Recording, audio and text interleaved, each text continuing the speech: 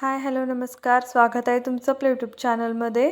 आज आपण आपल्या चॅनलवर आणखी एक गोडाचा नवीन असा पदार्थ बघणार आहोत. तर त्या पदार्थाचं नाव आहे बालुशाही. लवकरच गणपती बाप्पांचं आगमन होणार आहे आणि गणपती बाप्पांना आपण रोज 10 दिवस वेगवेगळे गोडाच्या पदार्थाचा नैवेद्य दाखवत असतो.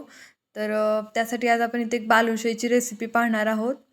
तर बालुशाही बनवण्यासाठी आपण इथे 2 कप मैद्याचं प्रमाण सांगितलेलं आहे. वरून एकदम खुसखुशीत आणि आतून अशी रसरशीत अशी बालुशाहीची रेसिपी आपण बघणार आहोत. एकदम साधी आणि सोपी पद्धत आहे, कुणीही करू शकेल अशी. तर मी ते 2 कप मैद्याचं प्रमाण घेतलेलं आहे. मैदा मी छान असा चाळणीने स्वच्छ चाळून घेते. मैदा कधीही चाळून घ्यायचा, म्हणजे मैदा एकदम हलका होऊन जातो चाळल्यानंतर. आणि मी ते मैदा चाळून घेतल्यानंतर मी त्यात थोडंसं चिमूटभर मीठ टाकणार आहे. कुठलाही गोड पदार्थ करणार असलात की आपण त्यात थोडंसं चिमूटभर मीठ टाकायचं, म्हणजे त्या पदार्थाची चव आणखीनच वाढते. आणि मीठ टाकल्यानंतर मी आता इथे अर्धी वाटी दही घेतलेलं आहे. ते मी दही ॲड करणार आहे. दही हे नॉर्मल टेम्परेचरवरचंच घ्यायचं आहे, जास्त आंबट पण नसू नये दही. ताजं फ्रेश असं दही घ्यायचं आहे. दही टाकल्यानंतर आपल्याला 1 चमचा मी इथं बेकिंग पावडरचा वापर केलेला आहे. बेकिंग पावडर टाकलेली आहे आणि बेकिंग पावडर टाकल्यानंतर आपल्याला अर्धा वाटी तूप टाकायचं आहे. 2 कप मैद्याला अर्धा वाटी तूप आपल्याला इथं ॲड करायचं आहे. तूप हे छान कडकडीत असं गरम केलेलं असावं, जेणेकरून आपली बालुशाही आतून एकदम छान अशी खुसखुशीत होतीये. तो तुपाचं मोहन घालायचं आहे आपल्याला. आणि हे तूप जे आपण पिठामध्ये टाकलेलं आहे, तर हे आपल्याला सगळ्या पिठाला चोळून घ्यायचं आहे पहिल्यांदा. तूप गरम असल्यामुळे इथं हात भाजण्याची शक्यता आहे, त्याच्यामुळे अगदी व्यवस्थितपणे ही प्रोसेस करायची आहे. तूप छान असं पिठामध्ये मिक्स करून घेतल्यानंतर छान असं सगळ्या पिठाला दोन्ही हाताने आपल्याला चोळून घ्यायचं आहे. पाण्याचा वापर लगेच करायचा नाही आणि पाणी लागेल तसं आपल्याला वापरायचं आहे, कारण की आपण दही आणि तूप घातलेलं आहे, त्यामुळे आपल्याला हे पीठ मळण्यासाठी पाणी जास्त लागणार नाही आहे. तर मी हे तूप आपल्या पूर्ण मिश्रणाला चोळून घेतलं आहे आणि त्याच्यानंतर मी पाणी ॲड करते. मी ज्या कपने मैदा घेतला होता त्याच कपामध्ये 1 कप पाणी घेतलं होतं, पण आपल्याला तेवढं पाणी लागणार नाही आहे. मी तर थोडं थोडं पाणी हातावर घेऊन हे पीठ मळते आहे. आणि हे पीठ पण मळताना आपल्याला जास्त जोर देऊन नाही मळायचे, फक्त ह्या सगळ्या मिश्रणाचा एक गोळा तयार होईल इथपर्यंतच आपल्याला ते पीठ मळायचं आहे. आपण चपातीची कणिक कशी मळतो तसं हे पीठ अजिबात मळायचं नाही, नाहीतर आपल्या बालुशाहीला आतून लेअर पडणार नाहीत आणि ती व्यवस्थित होणार नाही. तर त्याच्यामुळे मी ते पिठाचा गोळा करून घेतलेला आहे. आणि आपण 1 कप पाणी घेतलं, त्यातलं मला पाव कपच पाणी लागलेलं आहे आपलं पीठ मळण्यासाठी. बाकीचं पाणी सगळं शिल्लक तसंच आहे, त्यामुळे पाणी आपल्याला जपून वापरायचं आहे. आता हा गोळा मी सेट करायला ठेवते आहे. आपला गोळा मिश्रणाचा सेट होतोय तोपर्यंत आपण पाक बनवून घेऊयात. तर मी इथे 2 कप मैद्याची बालुशाही बनवणार आहे, तर मी इथे 1.5 कप साखर वापरलेली आहे.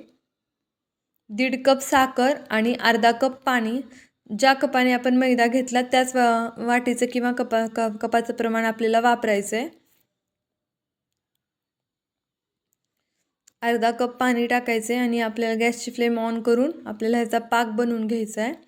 बालुशाहीला बनवण्यासाठी आपल्याला पाक आहे ना थोडासा कडक लागतो, एकतारी पण पाक नाही लागत. आणि आपण गुलाबजामुनला जसा पाक बनवतो तर तसा पण पाक नाही लागत. एकतारी पाक आणि गुलाबजामुनचा पाक असतो ना, त्याच्यामधला पाक आपल्याला बालुशाहीसाठी लागतो. जर आपण एकतारी पाक जर बनवला तर तो पाक एकदम कडक झाल्यामुळे बालुशाहीच्या आतपर्यंत मुरला जात नाही, त्याच्यामुळे बालुशाही खाताना गोड पण लागत नाही आणि व्यवस्थित पण होत नाही. आणि गुलाबजामुनसारखा पाक जर आपण बनवला तर आपली बालुशाही वरून अशी खुसखुशीत राहत नाही, एकदम मऊ पडते. त्याच्यामुळे आपल्याला गुलाबजामुनचा पाक आणि एकतारी पाकच्या मधला पाक बनवायचा आहे. तर इथं साखर आणि पाणी छान एकमेकात विरघळल्यानंतर मी इथे 2 चमचे दूध टाकलेलं आहे.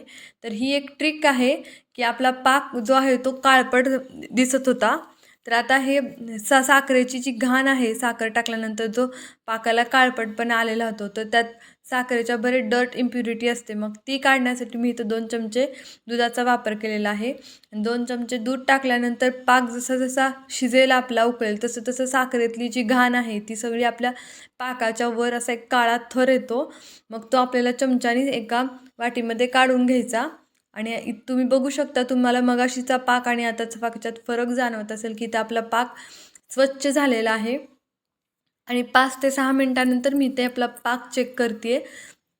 एका प्लेटमध्ये मी पाकाचे 1 ते 2 थेंब घेतलेले आहेत आणि गॅसची फ्लेम बंद केल्यानंतर मी हा पाक चेक करत आहे की आपला पाक बालुशाहीला जसा पाहिजे तसा झाला आहे की नाही.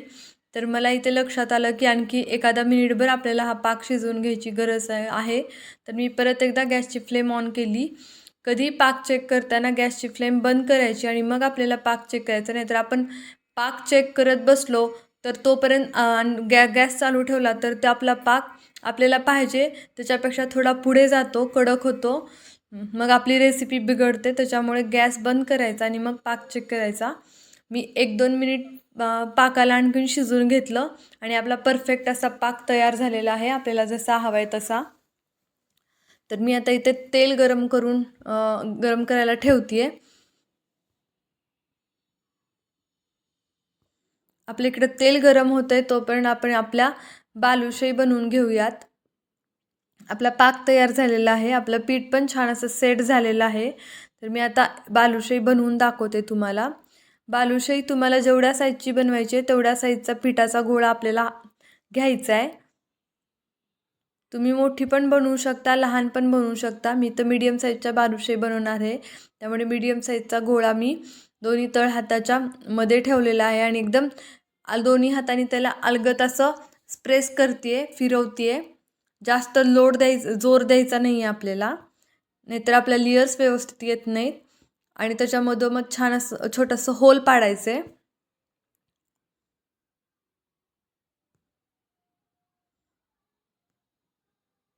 या पद्धतीने आपल्याला सगळ्या बालुशाही बनवून घ्यायच्या त्या पिठाच्या.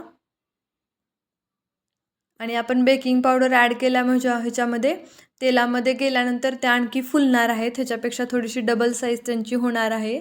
तर त्याच्यामुळे बालुशाही बनवताना तुम्ही पाहिजे त्या आकारामध्ये बनवू शकता. असं नाही आहे की आपण जेवढ्या साईजची बनवली ती तेवढ्या साईजची राहणार आहे, ती तेलात गेल्यानंतर फुलणार आहे बालुशाही. तर आपण जे 2 कप प्रमाण घेतलं होतं मैद्याचं, तर त्याच्यामध्ये 10 ते 11 बालुशाही आपल्या बनवून होतात. आपले छान बालुशाही पण मी इथं सगळ्या बनवून घेतलेल्या आहेत आणि आपलं तेल पण इथं गरम झालेलं आहे. तर आपल्याला तेल अगदी कडकडीत असं गरम करायचं नाही आहे, एकदम नॉर्मल मीडियम असं तेल गरम झाल्यानंतरच आपल्या बालुशाही तेलात सोडायचे आहेत. तर तेल कडकडीत असं गरम झाल्यानंतर जर आपण बालुशाही तेलामध्ये सोडली तर आपला वरचा कलर आहे ना तो एकदम डार्क ब्राऊन येतो, पण बालुशाही आतून तळली जात नाही व्यवस्थित.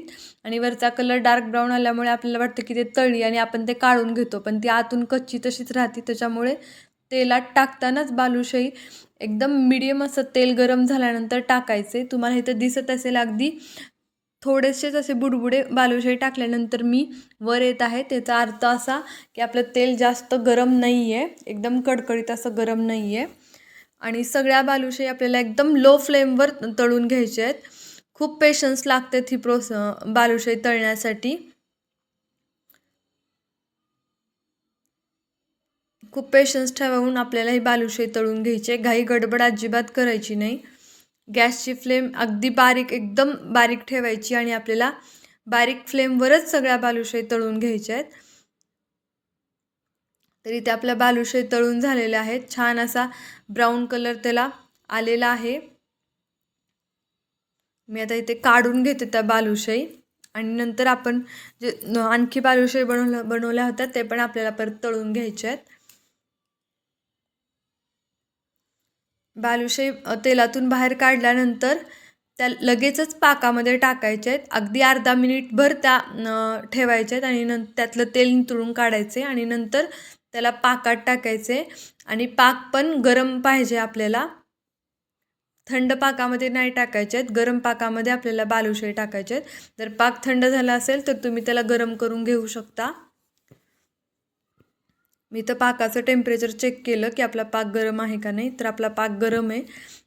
त्यानंतर मी बालुशाही सगळ्यात पाकामध्ये टाकून घेतल्यात. आपल्या बालुशाहीला लेयर्स पण खूप छान आलेले आहेत आणि बालुशाही छान अशी फुललेली पण आहे तेलामध्ये. तुम्हाला दिसत असेल इथं आपण बनवली होती त्याच्यापेक्षा त्याची साईज डबल झालेली आहे आणि लेयर्स पण खूप छान पडलेले आहेत. आपल्या त्या बालुशाही पाकामध्ये 1 ते 2 मिनिटभर आपल्याला ठेवायच्यात, जास्त वेळ नाही ठेवायच्यात. इथे आपला दुसरा घाना पण आहे बालुशाहीचा तो पण तळून झालेला आहे.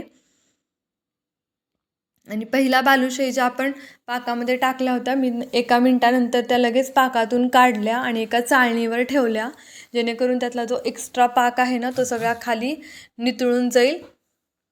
बालुशाहीमध्ये एक्स्ट्रा पाक राहणार नाही. आणि दुसऱ्या तळलेल्या बालुशाही पण मी इथं पाकात एखादा मिनिटभर ठेवते आणि एका चाळणीवर काढून घेते एक्स्ट्रा पाक त्यातला निघून जाईल यासाठी. तर आपल्या इथं रसरशीत आणि वरून खुसखुशीत अशी बालुशाही बनवून झालेली आहे. माझी रेसिपी आवडली तर प्लीज चॅनलला सबस्क्राईब करा आणि रेसिपीला लाईक करायला विसरू नका. तुम्हाला इथे दिसत असेल की आपली बालुशाही आतून किती छान अशी रसरशीत झालेली आहे, वरून एकदम खुसखुशीत झालेली आहे.